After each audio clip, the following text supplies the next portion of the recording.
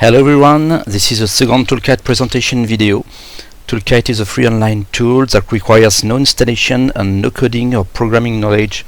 It allows you to create, train, test and explore your own neural network, whether using your own data or data you find online. Toolkait's goal isn't to compete with large neural networks like ChatGPT, but rather to help you understand how neural networks work by practicing, creating your own networks and potentially building small specialized models with your own data. With Toolkait you can perform classification, regression, image generation and text generation, whether with very simple neural networks or more complex ones like autoencoders, variational autoencoders, transformers, diffusion models and so on. So this is the second video. In the first video I presented the basic concepts you need to master to work with neural networks. So if you're already comfortable with the concept of neural layers, weights, activation functions, loss functions, gradient descent, optimizers, local minimums, learning rates, batch, epochs, validation and tensor, you can skip directly to this second video.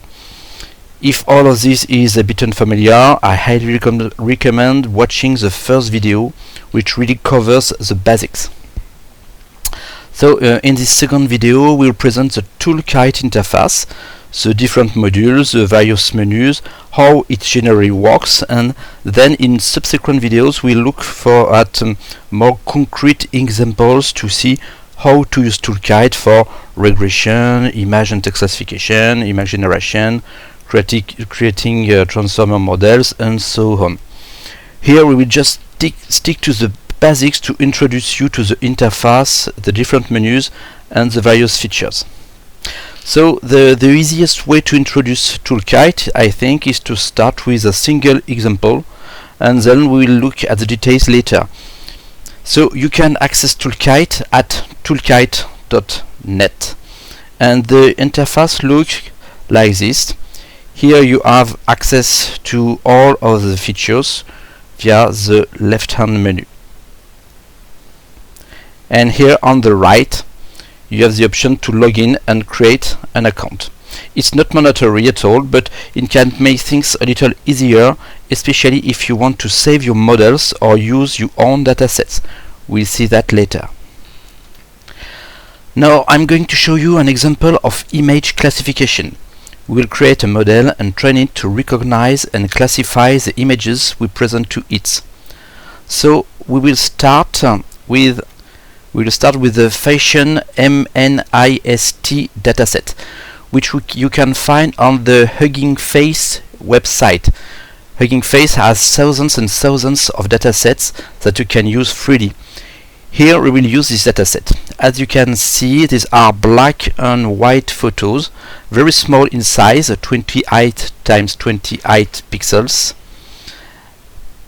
And each photo is categorized into 10 groups. You see ankle boot, t-shirt, dress, pullover, sneakers, and so on. So we are going to train a model so that when we give it one of these images, it can tell us if it is a sweater, a shoe, or anything else. So when you are on the Hugging Face website, when you are on this dataset, you go to these files and versions. We go to fashionist, and here we have two files. We will use the smallest one, which has only 10,000 images, but it's more than enough for what we want to do. So you click on copy download link here, and then in Toolkait we'll start by importing this data. So you click on this button and you can either load your own data or example data, or you can load external data if you have a URL. So you passed it, validate, and as you can see it will download the 10,000 images. So it depends on the quality of your connection. It can be more or less fast.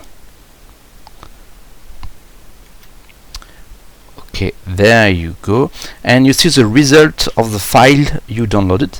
So it's a Parquet file, which is the ideal format for managing data, but we can also manage the CSV format, or there are other ways I will talk about later.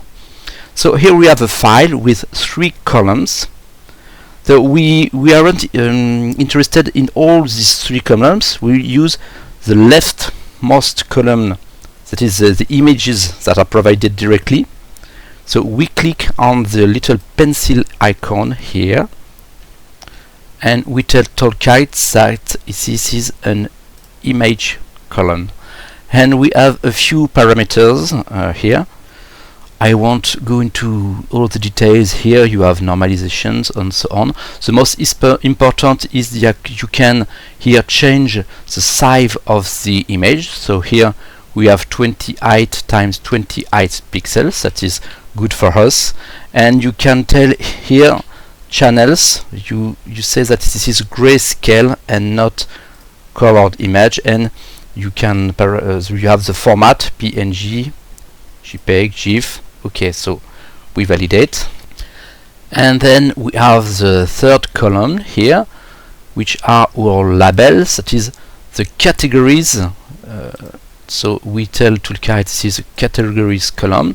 It tells you that you have 10 categories. This is okay.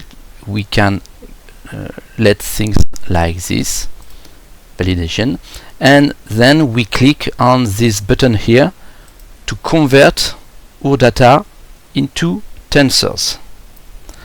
So again, depending on the computer you are using, it can be more or less fast. If you have a powerful computer with a good graphic card, it will be very fast.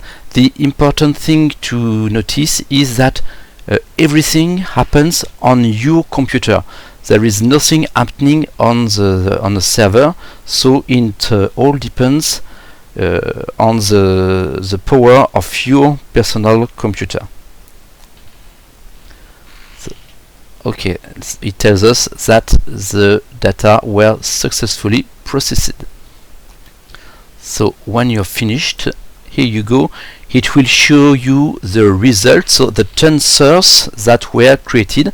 Here you can see 2 tensors were created, the one tensor for the images and the one tensor for the categories. Our first tensor has 10,000 because there are 10,000 images, times 28 times 28 times 1 because it's 28 pixels on 28 pixels, and 1 is because it's grayscale. If it was colored images, it would be 3. So this is a 4 dimensions tensors. And here we have the second tensor, 10,000 times 10, because we have 10 categories, so it's a 2 dimensions tensors, and it tells you whether it's float or integers data. And here on the tensor details tab, you can see the details of your tensor. Here we have our images, which are depicted as real images, even if tensors are really grids of numbers. And here for our second tensor, as you can see, it was converted to a one hot. It was one hot encoded. That means that for each of our 10 categories, it created one column with zeros or ones in the column depending of the category we have. So once we've created and managed our data on dataset, we will create our model. So we will go here, and this is where we create our neural network layers. So I refer you to the first video to learn what that is. So we will be able to create many different types of neural networks layers and connect them together. So you can see that our layers are here. We have already one, and with this plus button we can add more. We can move them like this. So let's begin. We have a first layer of neurons. You can see that by clicking on the pencil button, we can display all the parameters of the layer. And the most important parameter is here the type layer. So in our model we always start with an input layer, and we are going to define its shapes. So we have images that are 28 pixels times 28, and they are grayscale, so this is 1, and between the dimensions I put here a slash. Okay, and then we add a second layer that is a flattened layer. That means that it will take here all 3 dimensions input, 28 times 28 21, and it will flatten it into a single dimension input, which is 28 times 28 times 8, that is 784 neurons. Then we will add 2 hidden layers, which are dense layers with 15 neurons and a ReLU activation, which is standard. We add 1 and we add one another just the same, dense, 15, ReLU.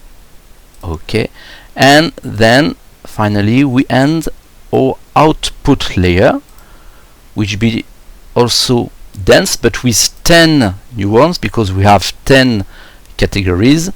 The activation will be softmaxed, which is used when we want to choose a single solution from several categories. So here we want to choose a single garment and a single type of category from among the 10, so that's softmax, and we will tell it that it is an output layer, and we will choose the loss function. We will use here the categorical cross entropy that again is well suited when we need to make predictions among several categories, but only one is correct. So validations, and then we will connect our layers like this by clicking these icons. We connect them. So here you see it's very simple, because we have only one input and one output, and each of our layers is connected to only one layer before and one layer after, but we could totally have things like this if we wanted. That's totally possible, but here it's not needed for our model.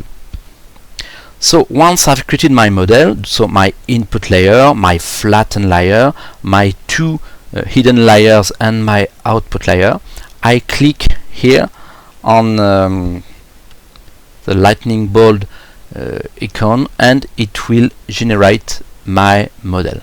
And you see now I can show the details. So here it clearly shows me my 5 layers that were created with the output shape, the number of parameters, and here you have all the detailed parameters of each of the layers of my model.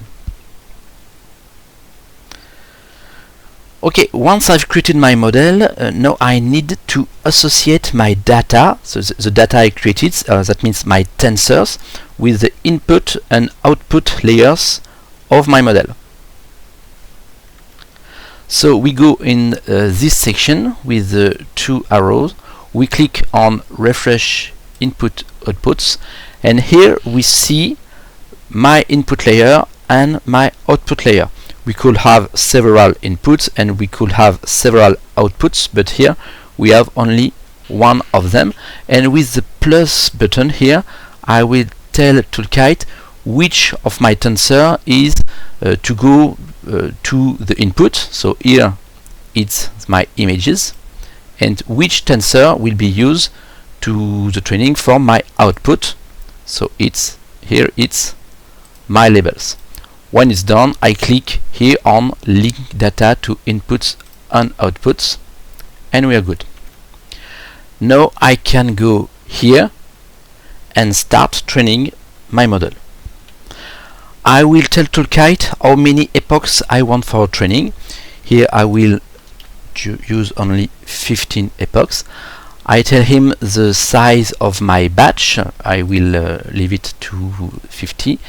And the validation split 0.15. That means that 85% of my images will be used to train the model, and the 15 remaining percent of images will be used just to for the validation to see if the training was good and appropriate. I refer you to the first video to see what that involves if you're not comfortable with these notions. So once that's done, I will run my training by clicking Start Training. And as you can see, you can see here the batches. So we have 170 batches, and here we see that we were on our second epoch out of 15. And here we have the curves that shows the progress of the training.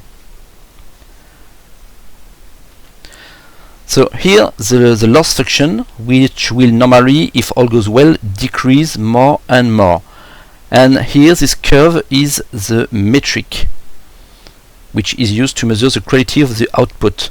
So these two things are quite closely related, the loss and the metric, but sometimes the lower the loss, the higher the metric. So basically it's used to measure whether the predictions made by your neural network are improving, are of good quality, or on the contrary are stagnating. And you can see that each time I have two curves. The blue one is the loss. It's the loss function calculated based on my training data. That is the 85% of images used for training. And the orange one represents the loss function for the 15% of images not used to train the model, but simply for validation, so to see if my model is performing well or not. So right now it's fine. Both curves are decreasing and are close to each other.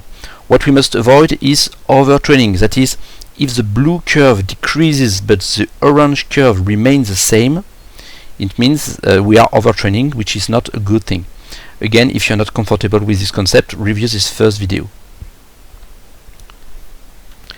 Okay, now the training is done, and we can see that our metric is about around 0.85. That is, it has 85% of good answer. This is pretty good, because if it were just random, we would have 10% of good answers, and here we have 85%. Okay, so once we have done our training, we can test it. We can test our model. So to do that, we go to this section with a little crystal ball, and we click on Refresh Form. So the form will update based on the training data and the input and output layers. So here we have an input layer, which is the image. As you can see, I have a few pictures here for testing. So I choose one image and I say make a prediction. And you can see that the output is this. That is to say, for each of the 10 categories, we have a number that corresponds to a probability, knowing that the sum of all these numbers, so the 10 numbers, must equal 1. And here we have the top 3 ranked. So the t-shirt is predicted at 0.96. That is 96% chance that it is a t-shirt. So that's pretty good. I can take another example. For example, this shoe. Okay, make a prediction, and this time it tells that it is sandals with 99% chance, which is again correct, but Sometimes it's wrong. For example, I believe if I take this dress, make a prediction, it tells me that it is a t-shirt, so it doesn't manage. It says dress only 20%, so it didn't manage to efficiently predict that this image is a dress. So we are not at 100% yet, but you must remember that we created a very simple network and did minimal training. So we'll see later that for image recognition we can create much more efficient network. So here it predicted categories. So we have this kind of display, but it could predict other images for image generation. It could predict text, and we will have quite different interfaces. And one last thing with this age-shaped icon, we can visualize your neural network. So if I click on display actual weight of the model, here you can see what your neural network actually looks like. So we have our input layer here, our flattened layer that takes the 28 times 28 and produces 784 neurons, and then it goes to a 15 neurons dense layer and a second 15 layers dense layers, and at last our 10 neurons output layer, which predicts all categories.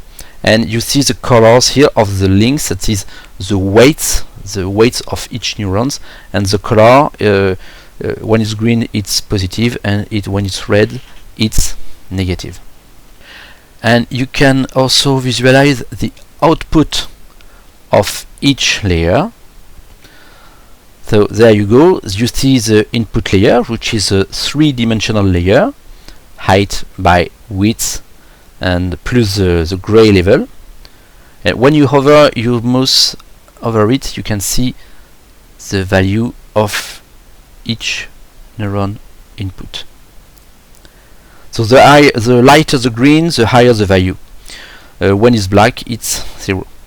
Then we have our flattened layer, so as you can see that basically the image is sliced to create a one-dimensional layer. It's pretty great. So all the rows of our image are simply placed one after the other to make this layer. And then we have our two hidden layers, each coming, as you can see, the values here, and at last our output layer, which predicts the correct category. There you have it. So that was a very simple example with extremely simple data. You see it was really just very small black and white images, very simple neural networks that allow the training in a few seconds or at worst 2 or 3 minutes. But obviously we can have a much more complex model with dozens or hundreds of layers sometimes, and therefore much longer training times. But basically here is the principle. We start by importing our data set and we configure it, so called the pre-processing. Then we convert them into tensors that can be used directly for training. We configure our neural network with different layers, compile it, and that gives us a network. We associate the inputs and outputs with the different tensors we created. Then we run the training, and then we can test it to see the quality of the result, and we can explore and visualize the inside of the neural network. That's basically how Toolkait works. Now I'm going to go over all these sections again, these modules, but this time presenting the different features in a bit more detail. So first you have the option to change the language here. Currently you have French and English, and here via this menu you can authenticate.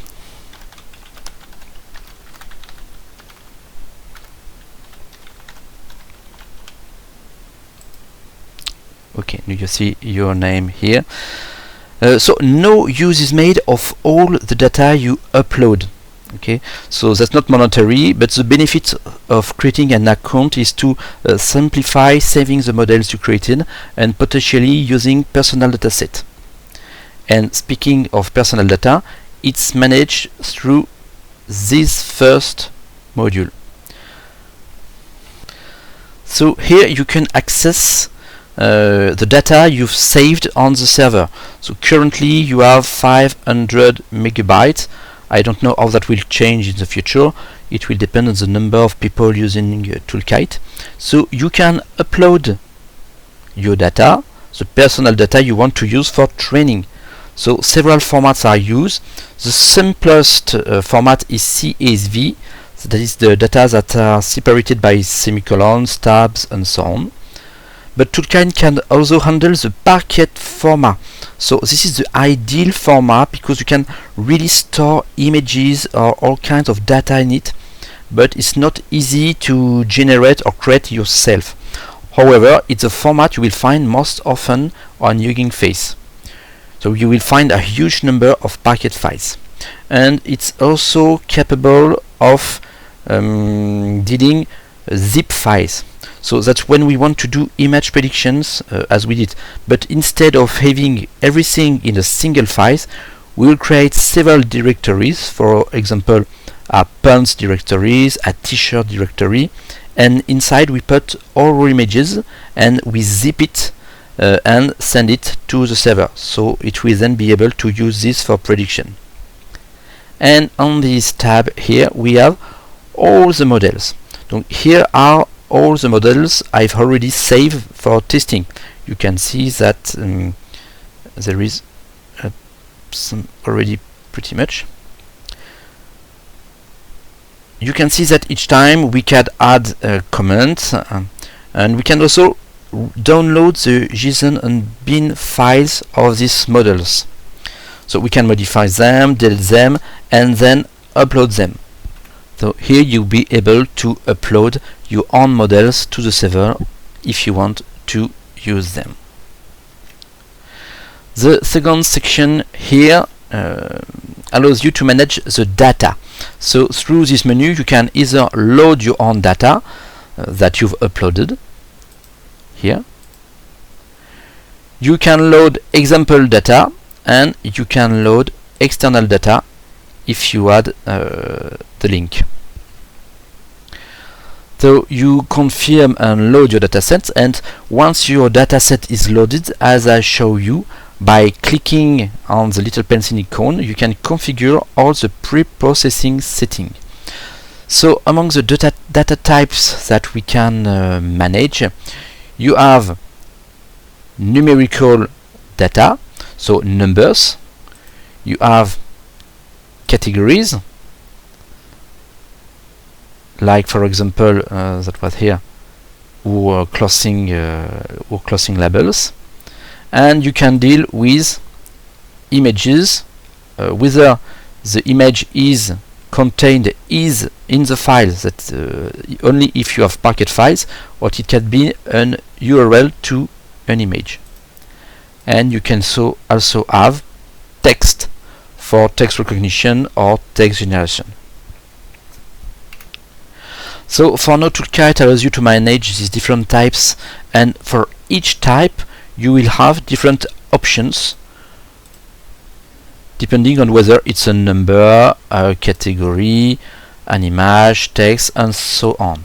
So I'm not going to go into details about all the data pre-processing features we can do. We will see that a little bit in future videos as we look at concrete examples.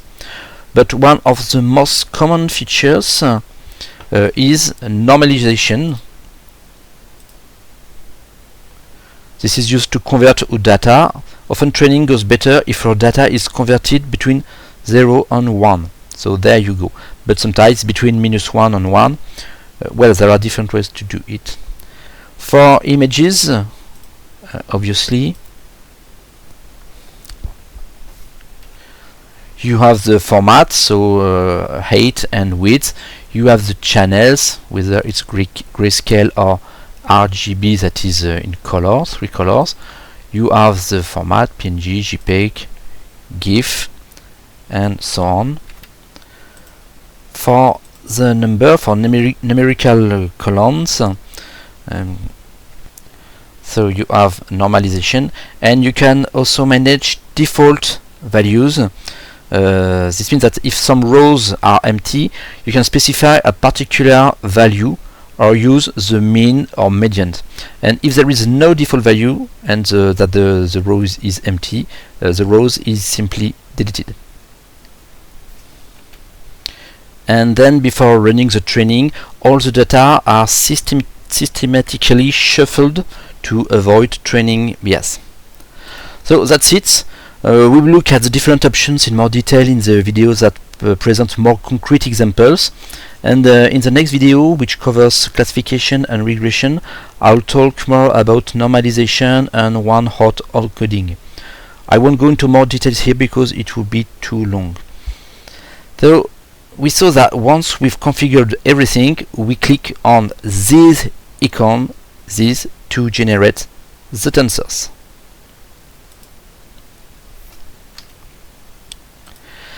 So this icon here allows you to split your data. Toolkait is designed to work even on small computers without powerful graphics cards, but sometimes the data is too large and it will crash your computer. So here you have the option, for example, if I only want to work on 1/10 of my data, I select 1/10, and instead of working on all 10,000 images, it will only work with the first 1,000 images. If I put there 5/10, it will work on images 5,000 to 6,000. If I select a */10, it will divide my data into 10 segments, each will 1,000 images, and it will train the first segment, then the second when that's finished, then the third, and so on. So this allows you to train with large amounts of data even if your computer isn't powerful enough to directly generate all the tensors, because tensors take up a lot of space and resources. They are designed for very fast response time, but the downside is that they consume a lot of memory on your computer.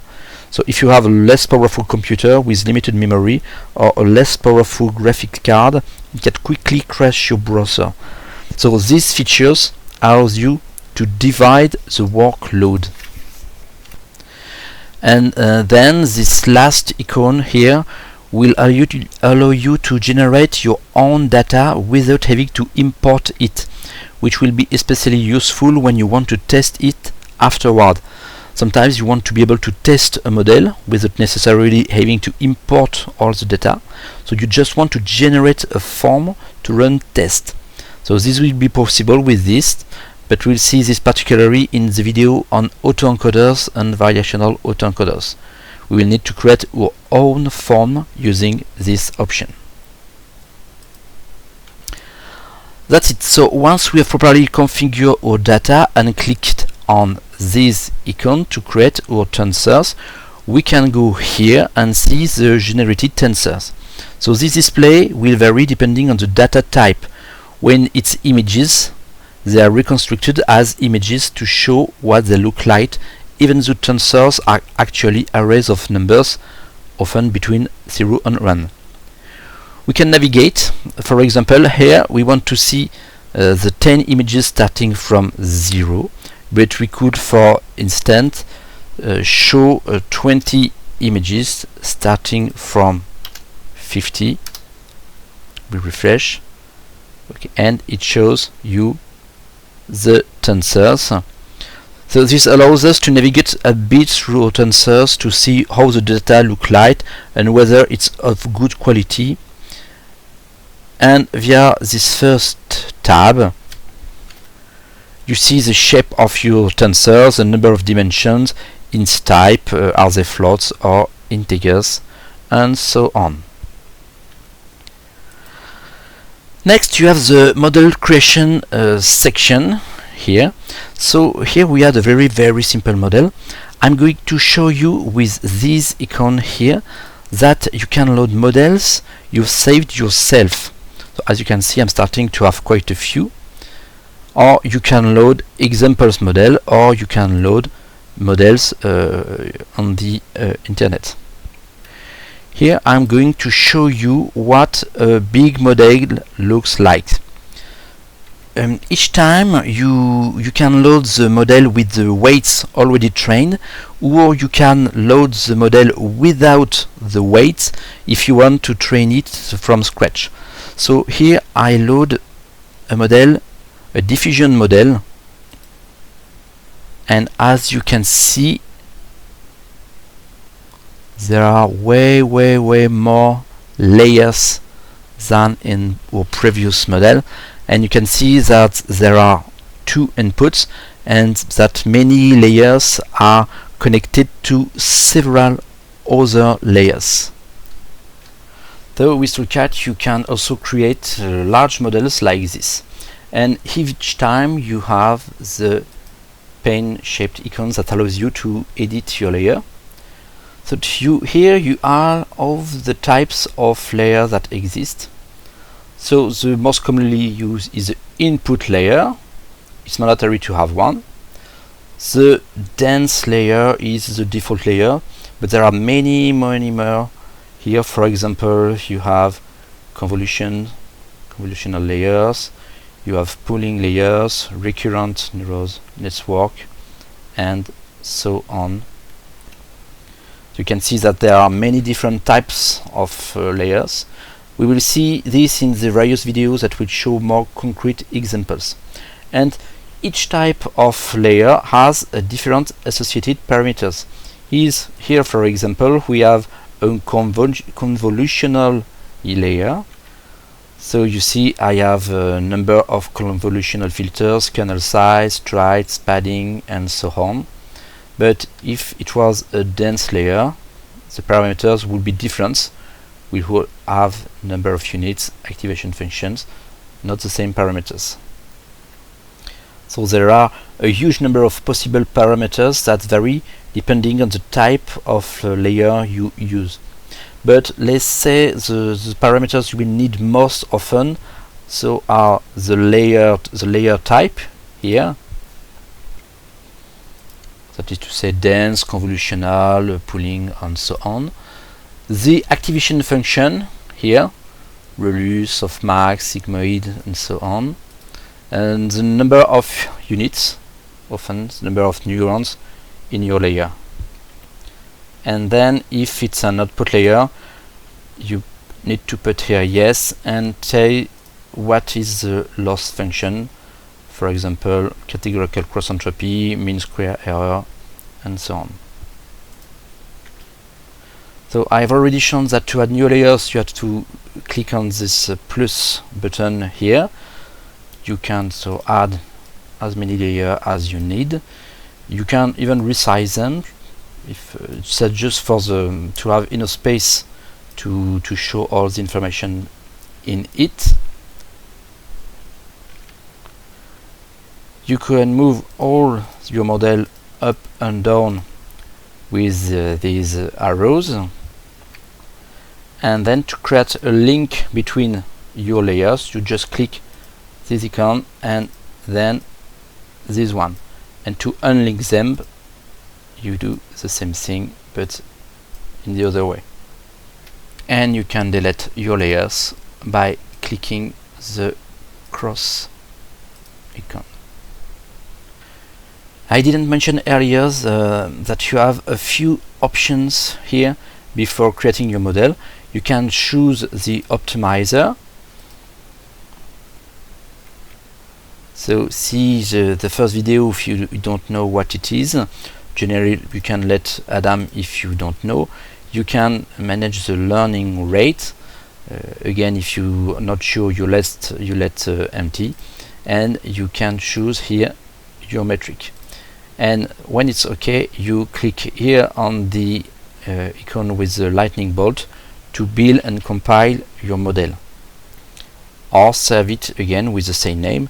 So you click on the name you want, and you validate.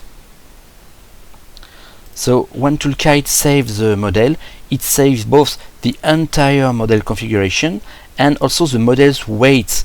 So this allows you to resume training your model. For example, you can train it for 4 or 5 hours, and then have a break. You save your model, and then you start training the day after, and you can also test and use it without needing to train the model again.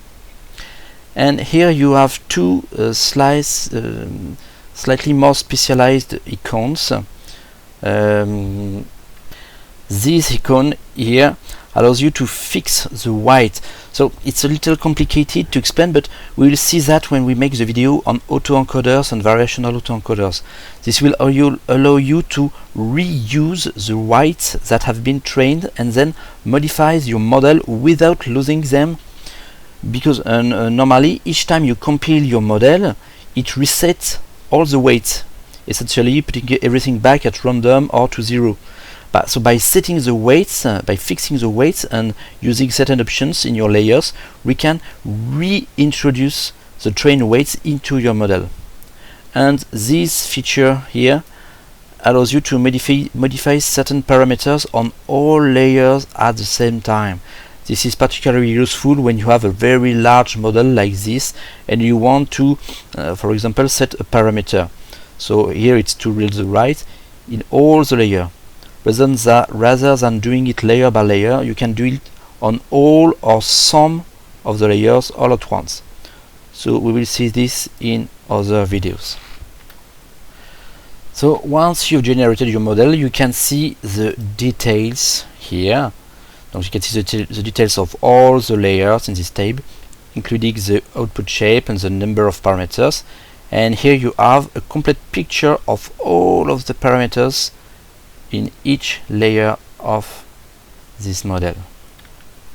Okay, so once you have your model and your data, that means your tensor, you need to associate them. This is done via this section here.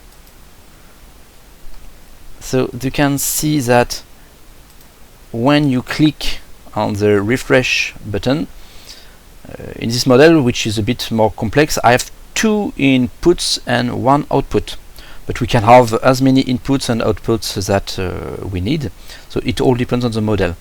And we are going to associate our tensors, so the tensors we've generated here.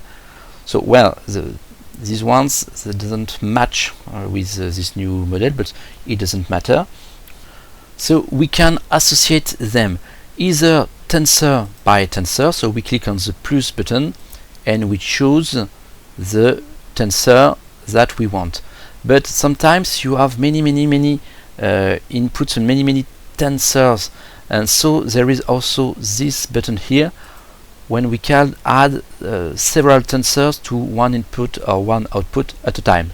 So here it's not of much use because we only have 2 tensors, but we could have 50 or 100 or more tensors, and we don't want to add them one by one. So with this button here, we can add them or part of them in one action. And you can see that we can have several tensors associated with the same input or the same output. This is possible provided their shapes match.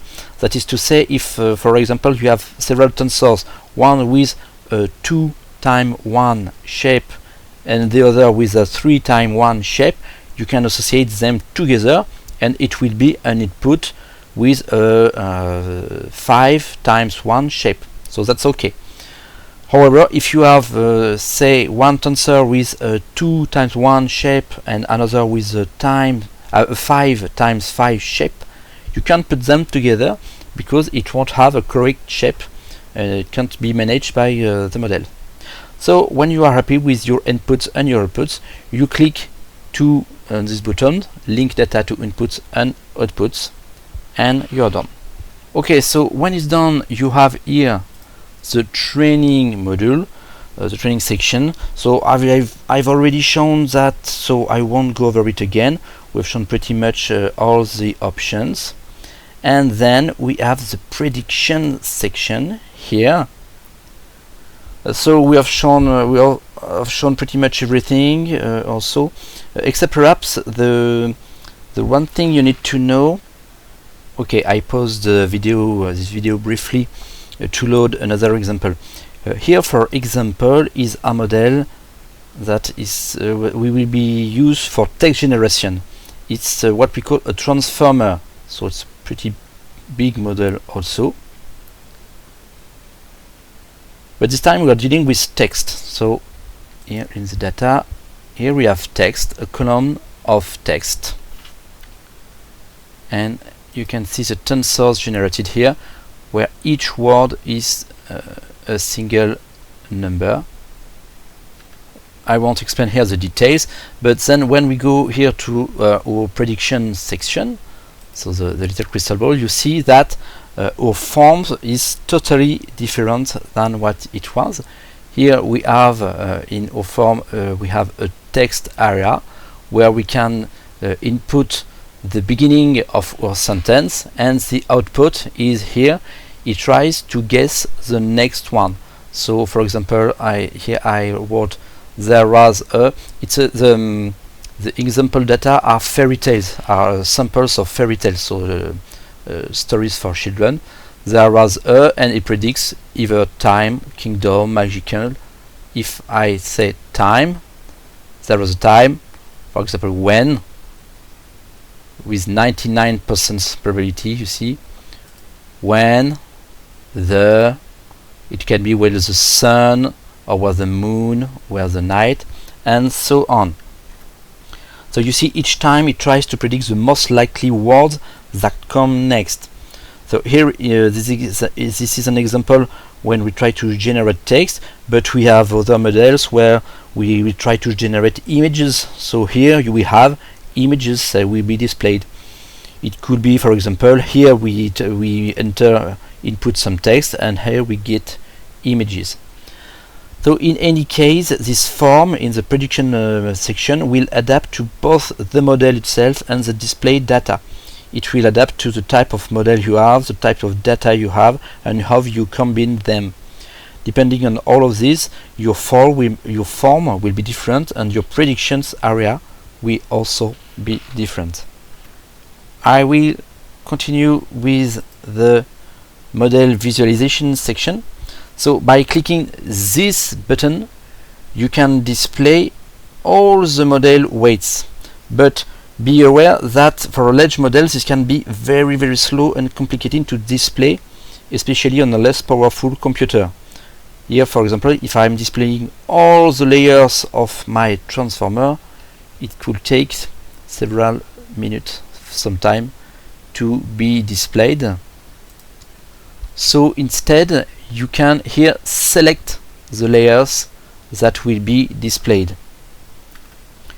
For example, here I will select only these two layers and click display layer outputs, and I have only the weights of these three layers which are displayed on screen. Okay, I have two small modules left to present. This model is precisely for when we work with text. So we use what are called tokenizers, which allow us to divide the text into pieces and then convert the small tokens, that is words or set of letters, into numbers. So this is to see which tokenizers are used and how many tokens will be used in the model. And this last section here, you have to know that Toolkait uses TensorFlow. The TensorFlow is it's a JavaScript framework which is used to create neural networks. And here you'll be able to see how TensorFlow uses memory, and in particular the memory of your GPU, your graphic cards. So the number of tensors in memory on the card, and so So this is useful if you see that you have performance issues. And here you have many variables related to the operations of the TensorFlow that you can modify. This is really for advanced users. I won't discuss it here, but if you know TensorFlow well and want to configure or modify the parameters, you can do it here. And these are also global variables that Toolkait uses for some advanced features as well, so they can also be modified here. I will talk about them in the videos when it's necessary. That's it. I finished this video presenting the Toolkait interface and its main feature, and in the next video we'll start going into detail about actually creating neural networks and training them for specific tasks like regression, classification, text generation, image generation, and so on. So, see you soon!